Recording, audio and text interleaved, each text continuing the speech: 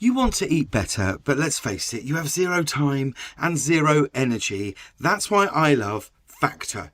It takes the hassle out of healthy eating. In just 2 minutes, real food is served.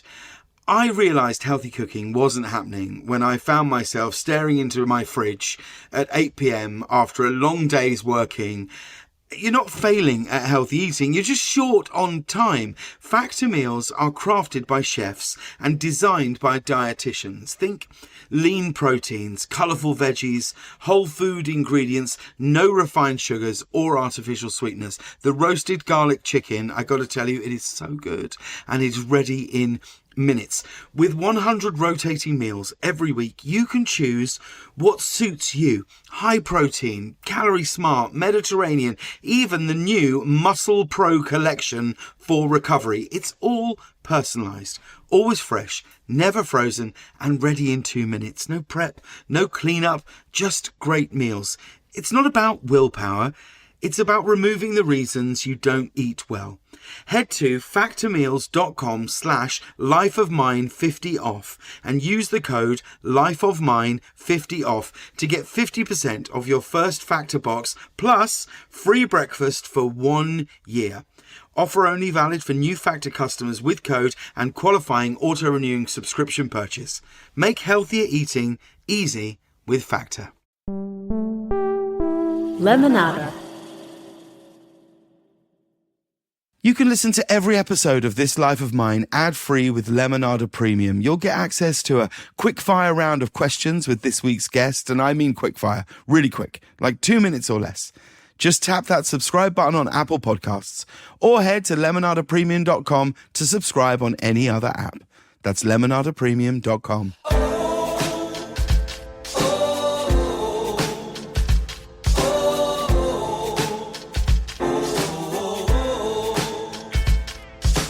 Hello and welcome to This Life of Mine, the show where our guests pick the places, people, possessions, music and memories that have made them who they are. My guest today is an actor, TV host, author, producer, director and kitchen beautician. After years spent playing comedic roles in The Bernie Mac Show and Reno 911, it was in her 40s that she finally landed the dramatic roles that she spent years working towards in films such as the Oscar-nominated Selma, TV shows Getting On and When They See Us. And now, it's in her 50s that she's really coming into her own, making history as one of the first same-sex couples to grace the cover of Essence magazine and winning an Emmy Award for her incredible role in one of Netflix's most watched series of all time, Dahmer. She has lived an extraordinary life, and we are all blessed to hear about it today. Are you ready to start? Let's do it to it. Then take us away. I am Niecy Nash-Betts. Welcome to This Life of Mine.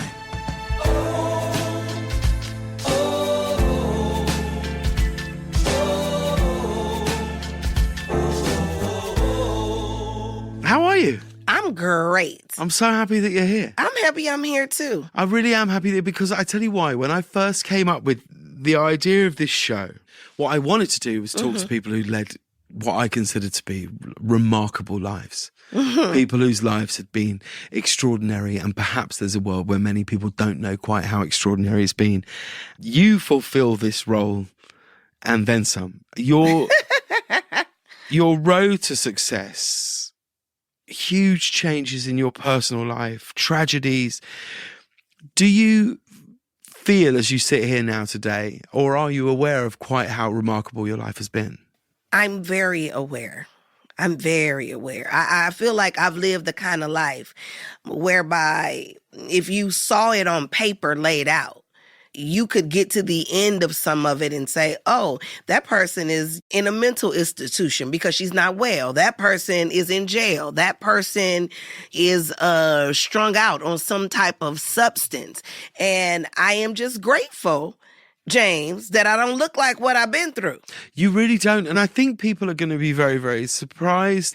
Perhaps some people who may not know that side of your story. And we're going to cover a lot of it today. And we're going to talk about a lot of it. And we're really going to talk about it through the things that you love. And obviously, on This Life of Mine, we ask our guests to choose a person, a possession, a place, a memory, a piece of music. But we're going to start with your movie. So tell us the film that you've chosen today. Well, my absolute favorite movie of all time is the original Sparkle. There was a remake done. It's important to say the original, right? You get the OG.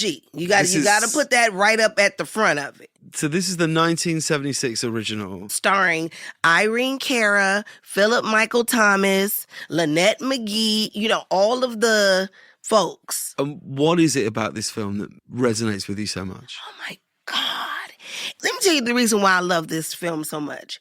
It has all of the trappings that just pull on your heartstrings. You have the young girl, but her sister's the one that's shiny and out in the front. You know what I mean? Yeah. She doesn't know that the guy in the band is in love with her. You know what I mean? They get to wear these beautiful dresses and dun, dun, dun, dun, wait for it. Here comes the bad drug dealer to take her sister down. The mother gives her a warning. All of these things. And I'm like, oh, don't do it. They look so beautiful. And in the end, Sparkle gets to take her turn on the stage and stand in her own light. And I'm like, as you should. Good evening, ladies and gentlemen, and welcome to Carnegie Hall. And to start the program off, Sparkle Williams and the Soul Ladies. I love that movie so much. I watch it every year. And as a matter of fact, it was the very first movie that my better half and I watched together before we became a couple. Right. Mm-hmm. You give me so much joy. What was it about these women in the film that you were drawn to? Well, in part, it was the glamour of it all.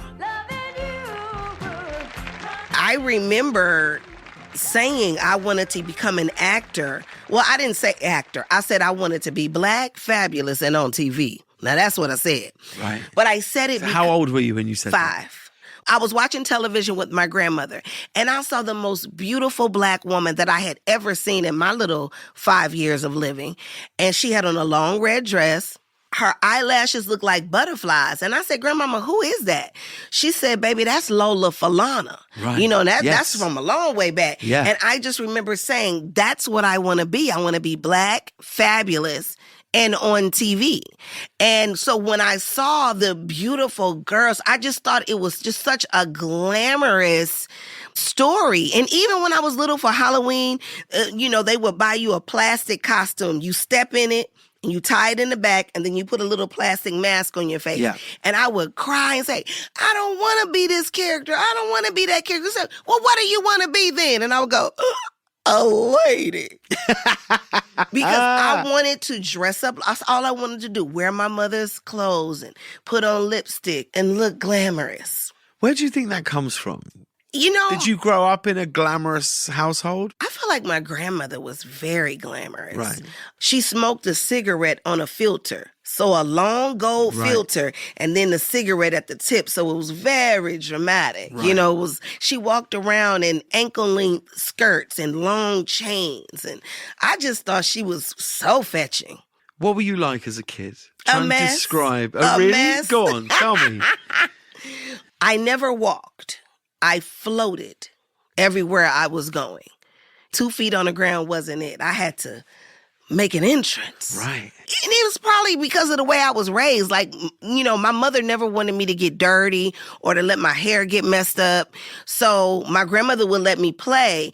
And about 10 minutes before my mother get home, I got to come in, change into some clean clothes. She brushed my hair, and I have to sit on the porch until my mother saw me looking nice and clean.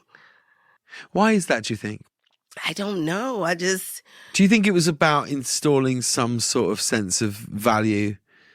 Do you think she knew that you had this unquantifiable presence, a thing which is very difficult to really put your finger on what it is, but you've got it? I guess some people would call it like the X factor, or you are, I think, just like a natural star. Did you have that then when you were a kid? I had one auntie.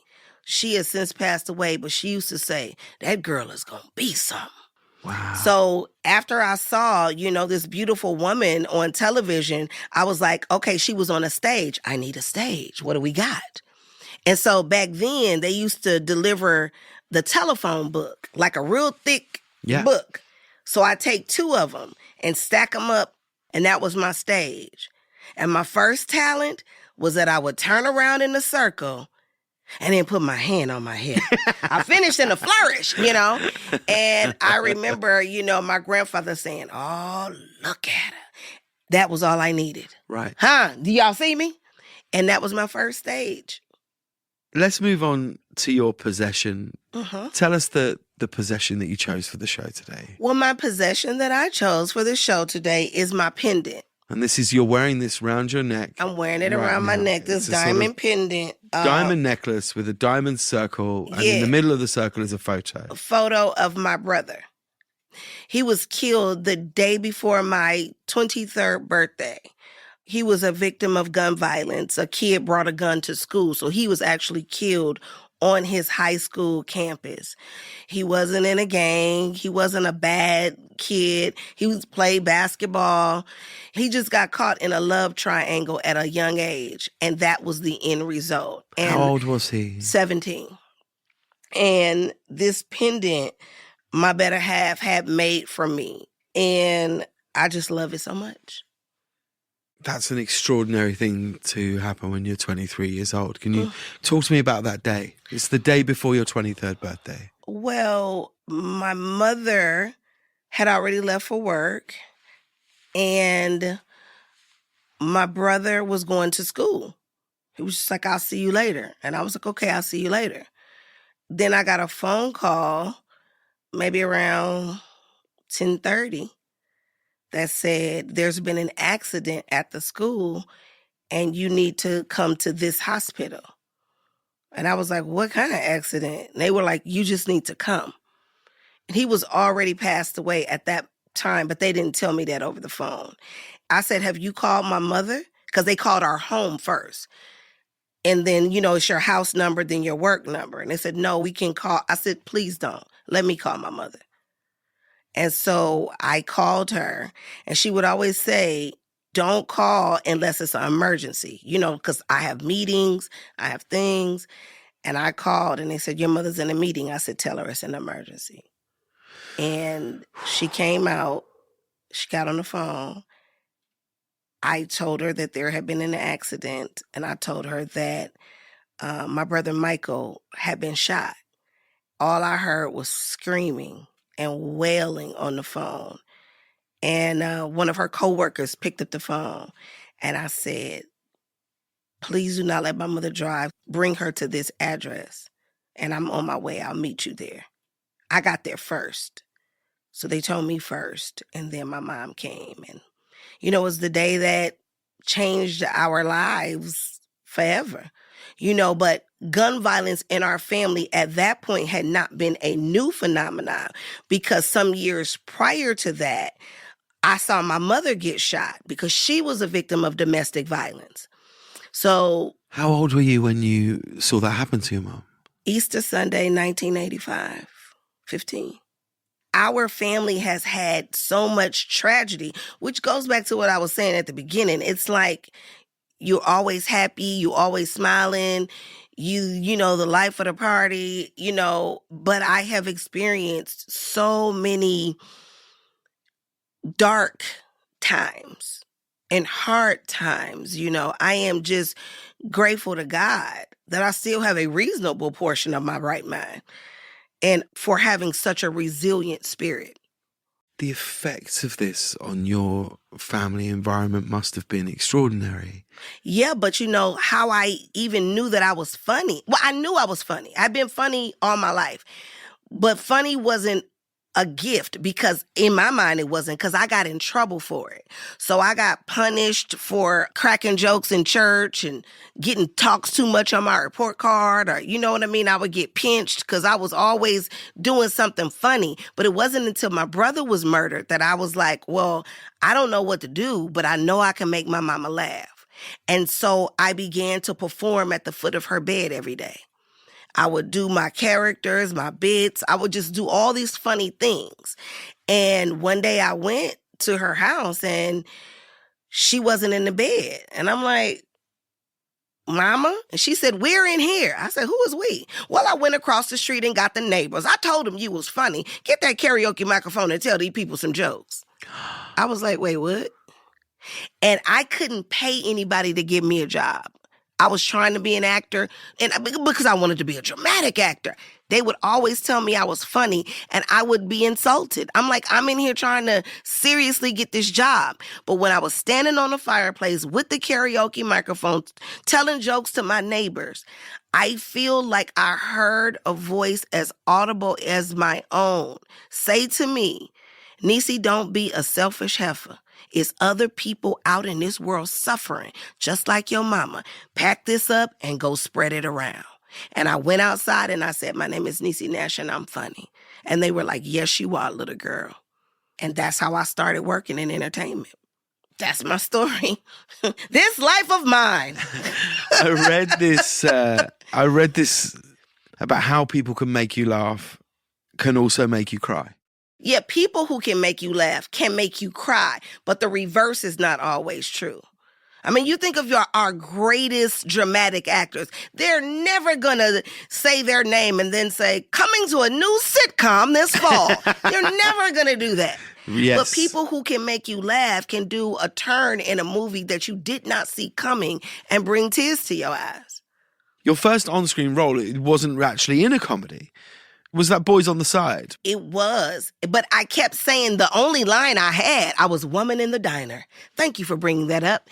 I had one line to say to Whoopi Goldberg, and every time I came out and said it, she started laughing. Wow. And the So hang on, this was Whoopi Goldberg, Drew Barrymore, Mary Louise Parker in this. And a very young Matthew McConaughey. Right. Yeah, he was in there too. So hang on, so you're doing your line to Whoopi Yeah. Goldberg and she's laughing. She just kept laughing, but I see the director getting so frustrated. And I'm like, I go back in the bathroom and wait for them to call action. And I'm just praying. I'm like, Lord, please do not let this woman ruin this for me. Have you been able to tell Whoopi Goldberg this? I don't think so.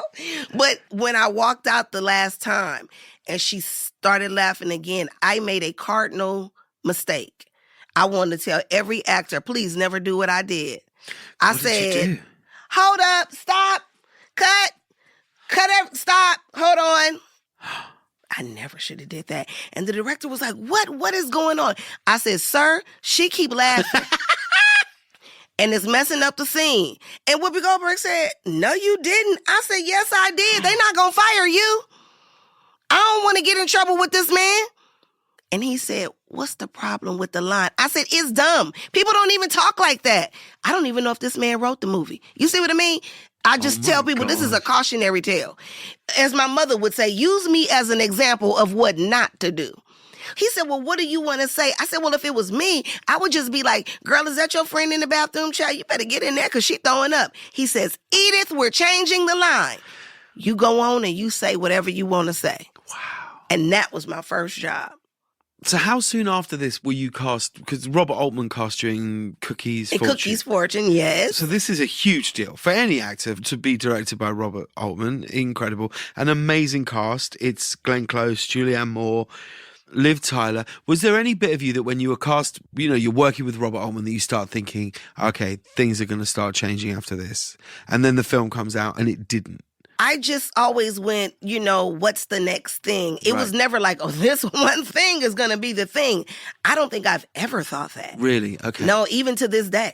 But the Bernie Mac show Yeah. must have felt like, oh, okay, my career is turning a corner into something else. Well, let me tell you what I had to do there. I had already had 3 children by that time. I had all of my children by 1999. And my ex-husband was like, last baby done fell out, get back to work. Like a 9 to 5.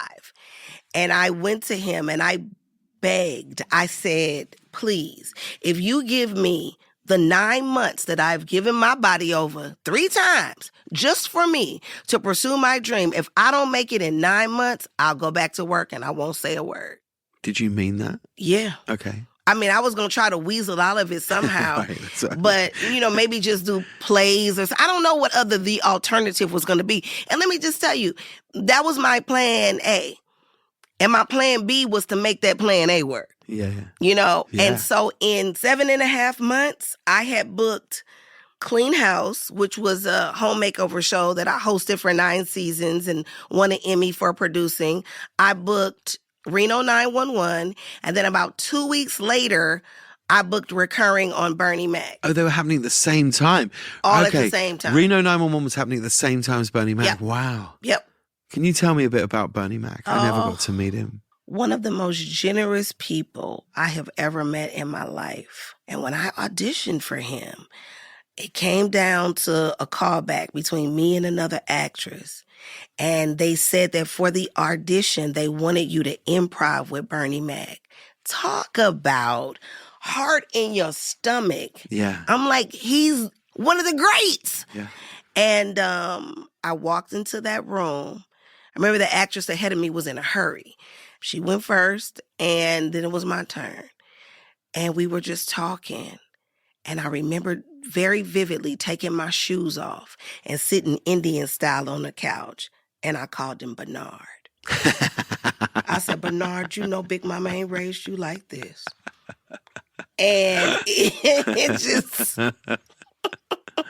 And we had such a good time. And so I was leaving, and he came out behind me. He walked up to me, and he kissed me on the cheek, and he said, congratulations. He said, do you, and I'll follow. He said, because I got mine. Oh my I want God. you to get yours. That's an amazing And thing I to never, say. he was so generous. And I just was like, wow, he didn't have to say that. He didn't have to do that. You know that moment on a first date when you really like the person? You're smiling, you're nodding, but inside your head you're thinking, okay, but what are you actually looking for? Do you want kids? Do you fold your laundry, or do you just stare at it until it becomes furniture? Because those questions matter. They tell you if this thing is going anywhere. Well, hiring works in exactly the same way.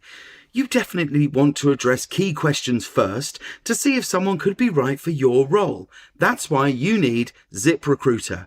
When you post your job, ZipRecruiter suggests screening questions to help you hone in on top candidates faster. And today you can try it for free at ziprecruiter.com/lifeofmine. And the really clever bit is that ZipRecruiter doesn't just throw resumes at you and wish you luck. Their matching technology gets to work immediately, finding qualified candidates who actually check all your boxes. And if you want to know who's genuinely ready to work right now, ZipRecruiter's filters let you see candidates who've been recently active. No wonder ZipRecruiter is the #1 rated hiring site based on G2. Ask key questions and hire faster with ZipRecruiter. 4 out of 5 employers who post on ZipRecruiter get a quality candidate within the first day. Try it for free at ziprecruiter.com/lifeofmine. That's ziprecruiter.com/lifeofmine. Meet your match on ZipRecruiter. You want to eat better, but let's face it, you have zero time and zero energy. That's why I love Factor. It takes the hassle out of healthy eating. In just 2 minutes, real food is served. I realised healthy cooking wasn't happening when I found myself staring into my fridge at 8 p.m. after a long day's working. You're not failing at healthy eating, you're just short on time. Factor meals are crafted by chefs and designed by dietitians. Think lean proteins, colourful veggies, whole food ingredients, no refined sugars or artificial sweeteners. The roasted garlic chicken, I got to tell you, it is so good and it's ready in minutes. With 100 rotating meals every week, you can choose what suits you. High protein, calorie smart, Mediterranean, even the new Muscle Pro collection for recovery. It's all personalised, always fresh, never frozen, and ready in 2 minutes. No prep, no cleanup, just great meals. It's not about willpower. It's about removing the reasons you don't eat well. Head to factormeals.com/lifeofmine50off and use the code lifeofmine50off to get 50% of your first Factor box plus free breakfast for 1 year. Offer only valid for new Factor customers with code and qualifying auto-renewing subscription purchase. Make healthier eating easy with Factor. Let's move on to your person. On this Life of Mine, we ask everybody to bring a person that they'd want to talk about, someone who's been important or significant in their life. Tell us the person that you've chosen today. Well, the person that I've chosen is my mom. Margaret. My mother, Margaret, yes. I mean, she has just been through so many things, but I think that may be where I get my spirit of resilience from, because she may be down, but not out. You know what I mean? And I've watched her give her last to people. She will help anybody. She's something else. That's a tough cookie right there. I mean, it really is. Maybe the toughest cookie I've ever Yeah. read about. I mean, she's been a victim of domestic abuse.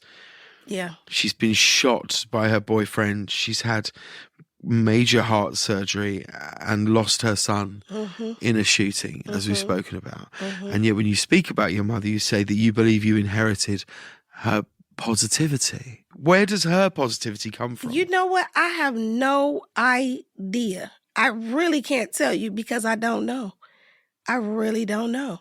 You know, she was a young mom, married my father really young, and moved to Los Angeles from St. Louis. My mother wanted to be a singer. She moved out here with a guitar and a dream. And it didn't work because, you know, somebody had to go to work. Somebody had to keep the food on the table, you know. And she just stepped into that role. And even when I would say, oh, Mom, you know, I want to be an actor, I want to do this, she would always say, you got to finish school first. You got to finish school first. And so I was like, well, can I just get a headshot? Can you help me do this? Can you help me do that? And my mother used to work overtime all the time to make sure that my brother and I had the things that we, you know, needed. And I was in an acting competition. And if I won, I would represent the state of California. My mother took off of work, came to the competition. After she saw me on that stage and them people hollering and screaming and got me the big trophy and I won the thing and all this stuff, she said, girl, you good. Now you good now. Now, all right. And she got right in behind it. You know, when I got Taft-Hartley, my mother gave me the money to join, helped me get my headshots. You know, and she said, I don't know much about entertainment, but tell me what time your lunch is and I'm going to fry some chicken and bring it up there. You know, everybody loves my chicken. I'm like, oh, okay. And then everybody would be like, is your mama coming with that chicken? And everybody loved her. She came on all the sets. And, you know, sometimes she'll even come and do background work on a job that I have. And right now, with everything she's been through, the heartache, the headache, the loss, the this. Do you know what my mother's profession is now? Go on. My mother is a professional laugher Tell for me what- sitcoms. Right. On the days that you pre-tape, there is no live audience. Right. Somebody has to laugh. And my mother does it. So what kind of sitcoms would we be able to hear your mother's laughter Oh on? my goodness. The Neighborhood with Cedric the Entertainer. I did a series with him where I played his wife. It was on TBS called The Soul Man. And they knew anytime my mother was there because they could hear her laughing. Because she has this distinct laugh. Now, she's managed people all her life for AT&T, TSA at the airport, but the job she has right now is a professional laugher. That's amazing. I mean, is it true that when you started out, she said to you, is this true, or she thought perhaps that you weren't a good dramatic actress? Oh, no, she said that. Right. First of all, when I said I wanted to be an actor, she said, you kind-hearted. Go on into nursing. Right. I was like, I don't want to be no nurse. Right. She was just like, but I don't know how to help you. And then after I started, she said, now, if you going to do this, you got to do it right. She said, funny, you got that. But that drama, that needs some work. So how did you work on that? She said, you find the best class in town, and I'm going to work overtime to pay for it. Oh, my God. And that's how that happened. I can't imagine what it would be like to face my mother if one of my siblings was taken. I cannot begin to imagine what it would be like. I can't imagine who she'd be, actually, who my mum would be. Mm-hmm. Can you talk to me about that feeling of trying to pick her up? Once she had already experienced her own bout with gun violence, my mother was shot in the back with a sawed-off double-barrel shotgun. My God. And what saved her was the distance because she was running when her boyfriend shot her. Had she been closer, that part of my story would be very different. So that by the time she loses her son, she's just like, you know what I mean? My marriage failed. My boyfriend that I had after the marriage, shot me. My son is now murdered. I'm getting in the bed and I'm never getting back out, is what she said. So the idea of what she was experiencing, I still can't wrap my mind around it. I've had my own losses, but they don't compare. I've had my own tragedies, and some of ours intersect, but it's still not the same as your mother being shot or you're watching your mother get shot and being the actual person who got shot. So you were there. You watched your mum get shot. Yes. What happened? Her boyfriend had locked himself in her bedroom. So myself, my brother was still living, my mother, and her boyfriend's daughter all went into another room in the back and just locked the door like he's being mean, and we just gonna all kind of huddle up in here together. And maybe about 2:00 in the morning, he broke the door down, started yelling, and my mother was like, "Get your coat, everybody, let's go, let's go, let's go." And before we could get ourselves together, they were arguing in the doorway of the kitchen, and he was holding my mother's wrists. And I started screaming at him, trying to get him to stop. There was a split second when he turned to look at me and he loosened up his grip on my mother's wrist. And it was almost like at that moment, my life went in slow motion. And she said, "Run, get out the house." And she turned to run towards the back door. My mother had her hand on the back door, and he picked up the gun, and my brother ran in between him and my mother. And he raised it over my brother's head, and he shot her, and she flew out the back door. Our lives were never the same after that. After he shot my mom, my brother ran right after my mother and jumped the fence. Myself and his daughter, we ran in another bedroom and hid. When we heard him in the backyard, because we could still hear my mother yelling, "Help me, God, help me," to the top of her throat, I said, "Let's get out of here." We lived in a not so safe neighborhood, so we had 3 or 4 locks on the door. But my hands were shaking so bad, I couldn't get the door open. And he started to come back while we were at the door. So we ran and hid, and he found his daughter and told her to go help my mother. But I didn't come out because I was still too afraid. And then I heard him say, "God, forgive me." And he shot himself. But I did not know that before he shot himself, he set the house on fire. So I was in the house. Oh, my God. While it was on fire. I didn't know if he was really dead or if he was trying to trick me. I didn't know what was happening. But that night is just, it's just one of those things you'll never forget. You will never forget it. I feel like the way that night changed me was that I never wanted to feel that level of pain ever again. And I decided from that moment on, it's funny or bust. I'm telling you, I couldn't have a serious conversation to save my life because I was running away from that pain. I'll never feel like that again. Even when I was married and your husband goes, "I need to have a serious conversation with you. We need to talk." I'm like, "We need to talk. We need to talk." And he was like, "Can you turn it off for a second?" And I was like, hell no. Because I felt like if I turned it off, I would die. And correct me if I'm wrong, but I feel like you're talking about it with a clarity now that you probably weren't for a long time. Oh, because talk about it for what? And if I did, it was very loosey-goosey. What did you have to do to get to a point where you could recognize this pain that you were carrying? I had to be honest.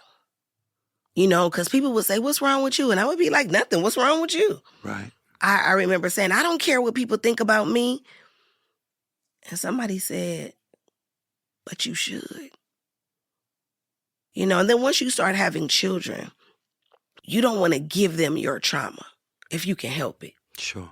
So I had to get it together. I had to go to therapy. I had to create a very deep and intense spiritual life with a higher power. Like, I had to unpack it. And then I had to go back and feel all the stuff that I hadn't felt. And I was just, oh my God, I didn't think I was going to make it. Yeah. Well, that's why, I mean, there's a moment in your Emmy acceptance speech where you thanked yourself, which I really loved. And the Emmy goes to Niecy Nash-Betts. And you know who I want to thank? I want to thank me for believing in me and doing what they said I could not do. And I want to say to myself in front of all you beautiful people, go on, girl, with your bad self. You did that. Mama, I won. I loved that. Thank you. I loved that. It was a recognition of the work that you've done. Yeah. The work that you've done in here. Yeah. To be the woman that sits here today. That part. I think you should feel really proud of yourself. And I do. I absolutely am proud of myself. And those are just some of the things that have happened. But to get up and to push through. My grandmother used to always say, pull up and push through and never look like what you're going through. You know, so That's great. The 3 words that I've often lived by are no matter what. No matter what it takes, no matter what it costs me, no matter how I may feel about it, no matter what. Let's move on to your next selection because it really does signify, I think, the no matter what attitude, really, which is your place. My place is my star on the Hollywood Walk of Fame. She has a star. And it is so special and important to me because... Can I just say, this is such a brilliant story that you are about to tell. I love this so much. Tell me the story of when you, a 7 or 8 year old Niecy. We come from St. Louis. I don't know what we're doing, but my dad took me out and we were in Hollywood and we were looking at all the stars on the Walk of Fame. And I see a man. And I said, Daddy, that man is on TV. I didn't know his name. And my dad looked and he said, oh, that's Ed Asner, you know, from the Mary Tyler Moore Show or something. Very and famous. I was like, I'll be right back. And I walked up to him and I said, excuse me, sir. You're an actor and I'm going to be an actor too. And I just want you to know that one day I'm going to have a star right here on this ground. And he was like, yeah, kid, scram. He walked off and I was like, I'm Niecy. Remember my name. And one day it happened. In, what was that, 2017? 2018? 2017. When did I get my star? 2018. Was it 18? I think you got told in 2017 and the unveiling of it was in 2018. In 2018. I sent him an invitation. You wrote to Ed Asner. And I said, I don't know if you remember me, but this happened, and told him the story. And he sent me back a letter, a card, and he said, of course I know your name. And I'm so glad that you didn't let a crotchety old man keep you from your dream. And he hand drew a little star and he put my name in it. Unfortunately, I'm not going to be able to come and good luck with everything. I said, okay. 2 days before the ceremony, they were like, he will be there. And I was like, what? And so I couldn't look at him because I would have cried my fake eyelashes off. It was no way. So after, then I was able to fully acknowledge him and have a moment with him, and we talked at my reception. It was just such a full circle moment. You know what I mean? 40 years later. 40 years later.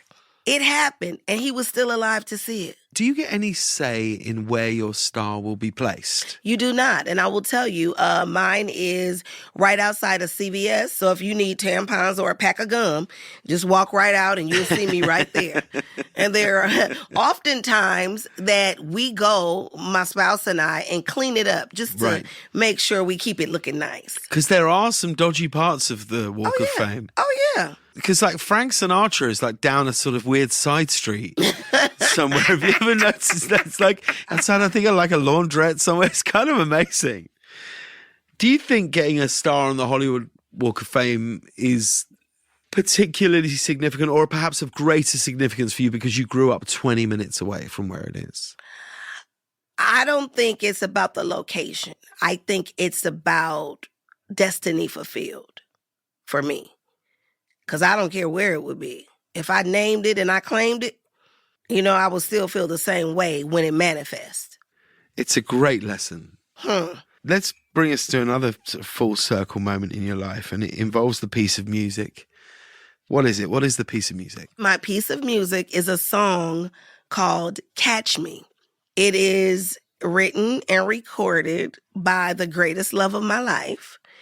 I'm on my third marriage, James. 2 boys and a girl. When I first was made aware of this song, I was filming a TV show. I was in another marriage, my second marriage now. We were looking for music for this TV show I was doing called Claws. I knew the artist, Jessica Betts, and I said, well, can you send me a piece of music? Because, maybe I could give it to our music supervisor and it can fit in the show or something. When I heard that song, I was bawling my eyes out because the way she talked about the love that she wanted was the love I wanted. And I was already married, but I still wanted that. Catch me when I can't fake it anymore. When I can't fake it anymore. Catch me, catch me. And I was like, And I never even told her that I cried my eyes out when I heard the song. Never even said it. Cut to, we ended up getting married in our backyard in 2020, right in the middle of the pandemic.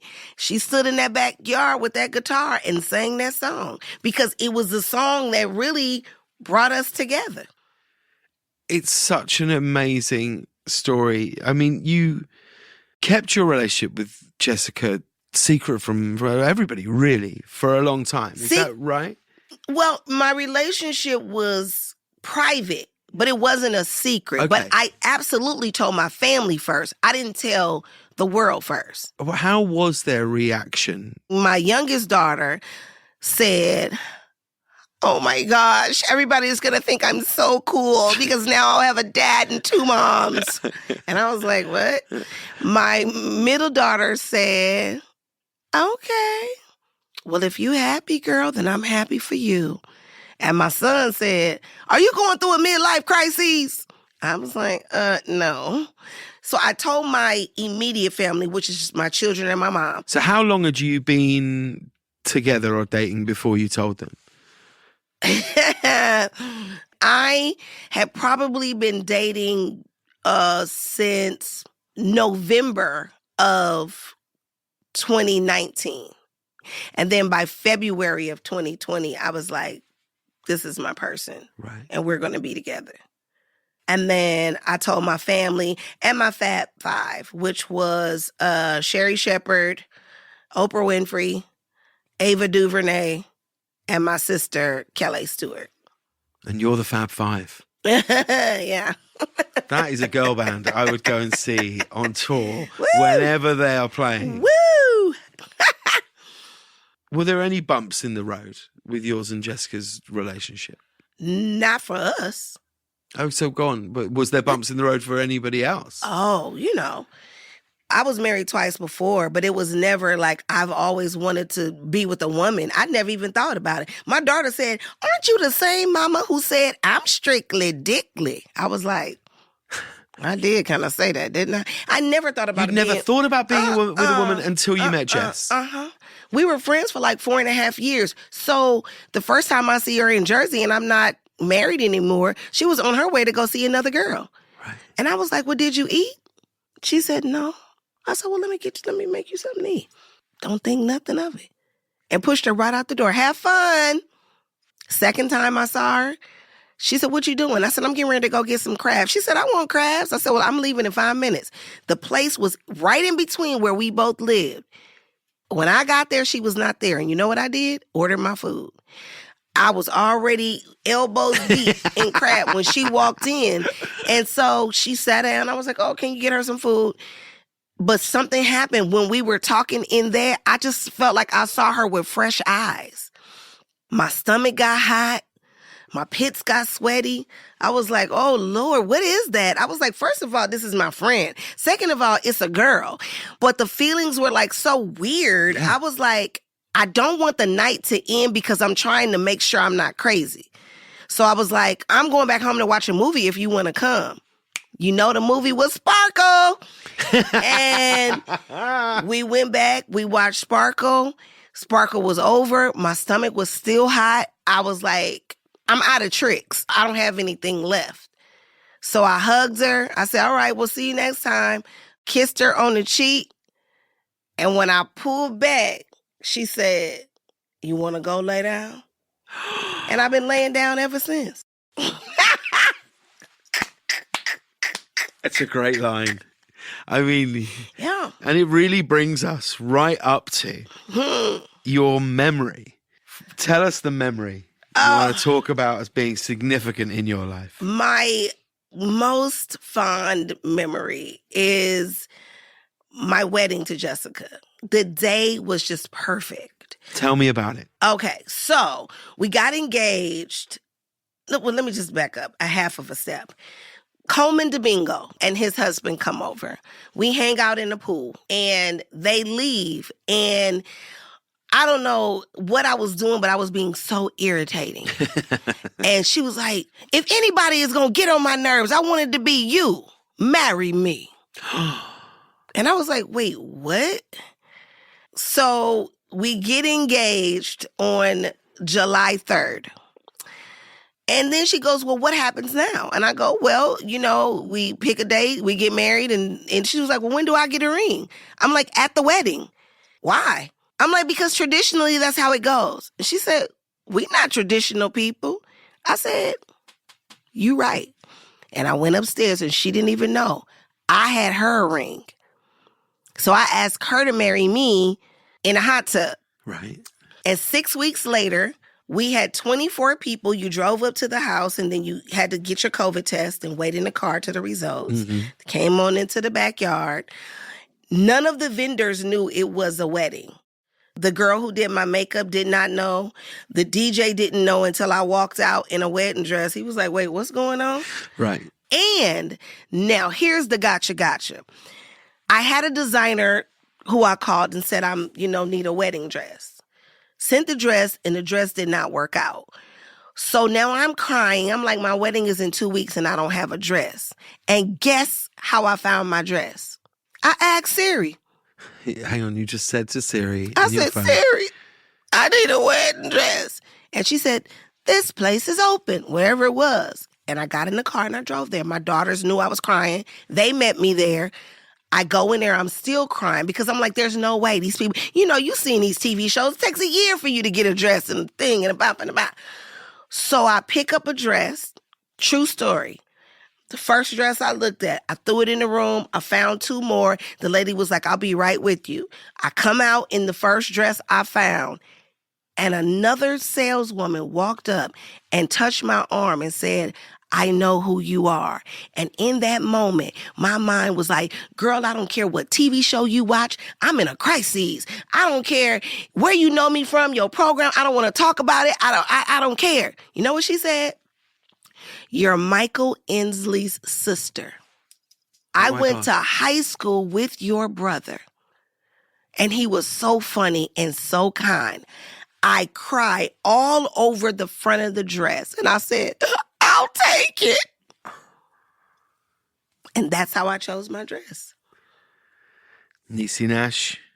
Yes. Your movie is the 1976 original movie Sparkle. Your possession is your pendant bearing the photograph of your brother. Your person is your mother. Your place is your star on the Hollywood Walk of Fame. Your piece of music is Catch Me by Jessica Betts. And your memory is your wedding Yeah. to Jessica Betts in your backyard. Thank you so much for This sharing life of this mine life is of something yours. else. Oh my God. I was trying so hard not to cry this whole time, but now, woo. I'll never forget it. You're the best. Thank you for having me. Up next is this. I'm Denzel Washington. Welcome to this life of mine. My first show was a musical, and I had to sing when Mabel came into the room. Right. The dingy curtains. You know that song? No. Oh, yeah, me either, evidently. I've never been a film person. I started in the theater. The films I watched were Superfly, Shaft when I was, but I thought I was going to be on Broadway and make $600 a week one day, and that would be it. And that was good enough.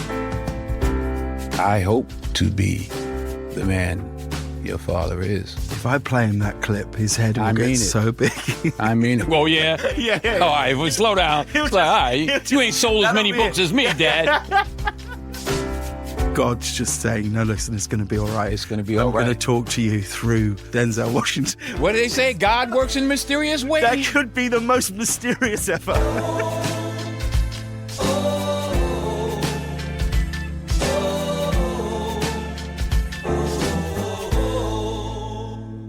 If you haven't subscribed to Lemonada Premium yet, now is the perfect time. You can listen to This Life of Mine completely ad-free. Plus, you'll unlock exclusive quickfire rounds of questions with all of my guests. They're all in 2 minutes or less.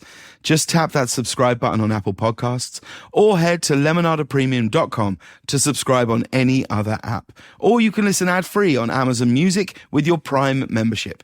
That's lemonadapremium.com. Don't miss out.